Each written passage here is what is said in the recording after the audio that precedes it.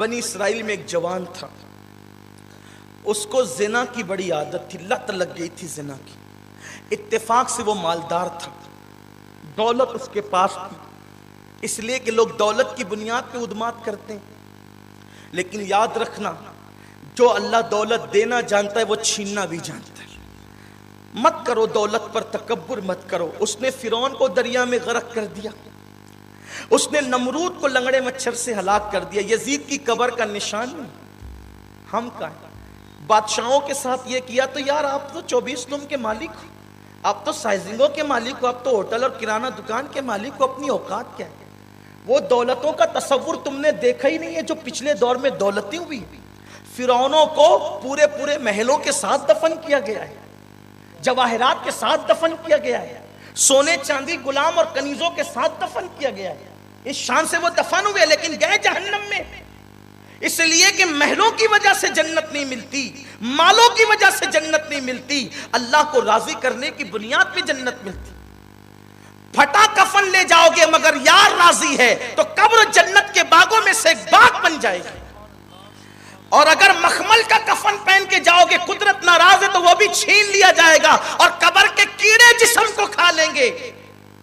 تو بنی اسرائیل کا شخص تھا، مالدار تھا، پاپ کا عادی تھا، زنا کا عادی تھا۔ اس کی عادت تھی روزانہ کسی نہ کسی نئی لڑکی کو وہ اپنے بستر کی زینت بناتا تھا۔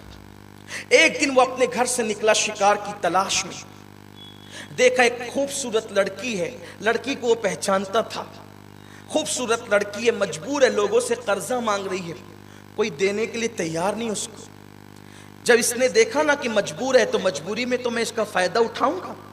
لڑکی آئی، کہا کیا بات ہے؟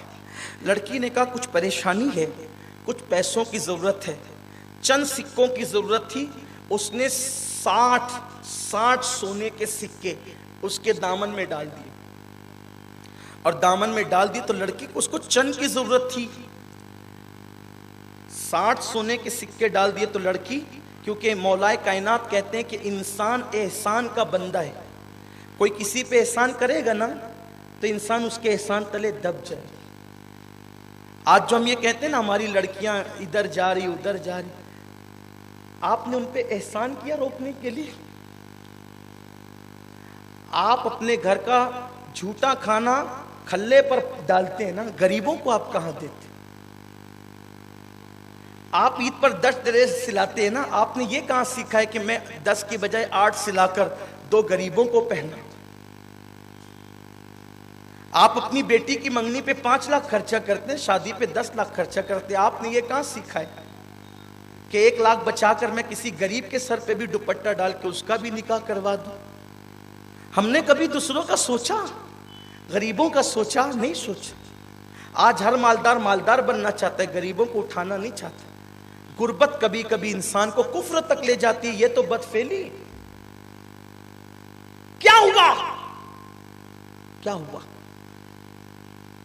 اس نے جب 60 سونے کے سکے اس لڑکی کے دامن میں ڈالے تو لڑکی نے شکریہ کے انداز میں اس کو دیکھا۔ اس جوان نے کہا میں اس پہ کچھ نہیں چاہتا، بس اتنی خواہش ہے میرے گھر میں تھوڑی دیر چل کے بیٹھ جاؤ۔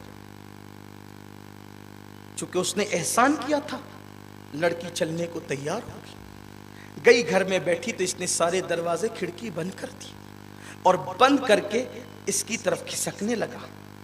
لڑکی پورے وجود سے کانپنے لگی۔ کوئی ضروری نہیں ہے کہ مال نہیں تو تقوی بھی نہ ہو، اس لیے کہ تقوی کا تعلق نہ مال سے ہے نہ غربت سے ہے۔ کبھی کبھی مالداروں کو بھی تقوی ملتا ہے، کبھی کبھی غریبوں کو بھی تقوی ملتا ہے، اس لیے کہ تقوی کا تعلق لباس سے نہیں دل سے ہے۔ وہ کانپنے لگی۔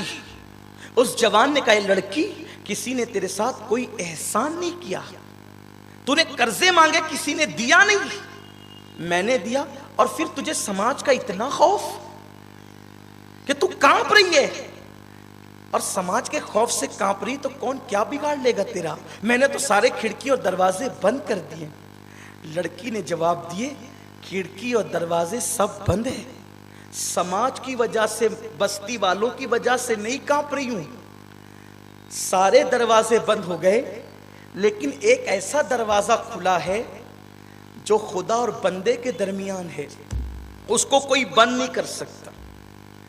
بس تو نے تو بار بار پاپ کیا, روزانہ تیرا کام زنا کرنا ہے, لیکن آج سے پہلے میں نے یہ کام کبھی نہیں کیا, اور یہی سوچ کر کے اب میں کانپ رہی ہوں کہ قیامت میں اللہ کو منہ کیا دکھاؤں گی. اگر میرے اللہ نے پوچھا کہ تو نے زنا کیوں کیا تھا فلاں کے ساتھ, تو میں کیا جواب دوں گی, اسی لیے کانپ رہی ہوں.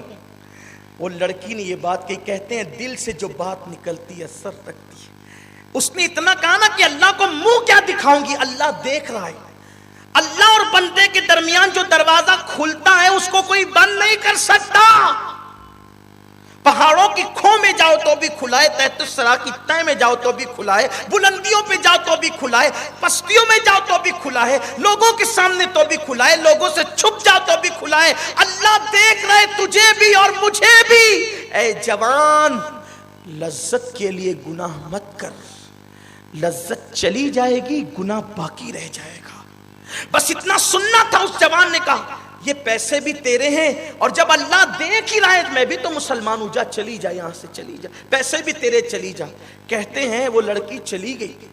ادھر لڑکی گھر سے باہر نکلی, ادھر موت کا فرشتہ گھر میں آیا, اور اسی حالت میں اس جوان کی روح نکال لی. گاڑیوں میں موج مستی کرتے ہوئے سوچنا, اگر اسی حالت میں موت آئی تو کیا. کسی لڑکی پہ ہاتھ ڈالنے سے پہلے سوچنا, اسی حالت میں موت آئی تو کیا. اللہ کو منہ کیا دکھائیں. موت تو کسی بھی حالت میں آ سکتی ہے. موت کا کوئی وقت ہے؟ کسی کو کوئی وقت تو بتایا گیا ہے, ٹائم تو مقرر ہے, کسی کو کوئی وقت بتایا گیا کس حالت میں آئے گی. اس نے لڑکی کو کہا جا, لڑکی گئی, موت کا فرشتہ آیا, اس جوان کی روح نکال لی. یعنی اگر وہ لڑکی کو نہیں بھیجتا اور زبردستی سے نہ کرتا تو کس حالت میں موت آتی اس کو. اس کی روح نکل گئی. جنگل کی آگ کی طرح پوری بستی میں بات پھیل گئی, وہ مر گیا, وہ مر گیا, وہ مر گیا. محلے کے نیک لوگوں نے کہا تھا بڑا پاپی, بڑا بدماش, پتہ نہیں اس کا چہرہ بھی پتہ نہیں کیسا ہو گیا ہوگا, بدل گیا ہوگا. کسی نے کہا کہ چلو تو صحیح, کچھ بھی تھا لیکن تھا تو اسلام کے دائرے میں, جنازے میں تو شرکت کرنا ہے.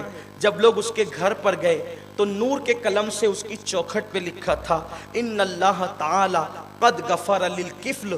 یعنی مفہوم کے طور پہ تشریح کے ساتھ بتا رہا ہوں کہ کفل نے اللہ سے ڈر کر ایک گناہ چھوڑ دیا, اللہ نے اس کے ساری زندگی کے گناہوں کو معاف کر دیا. زندگی میں آپ کے ساتھ بھی یہ وقت آتا ہوگا, آئے گا.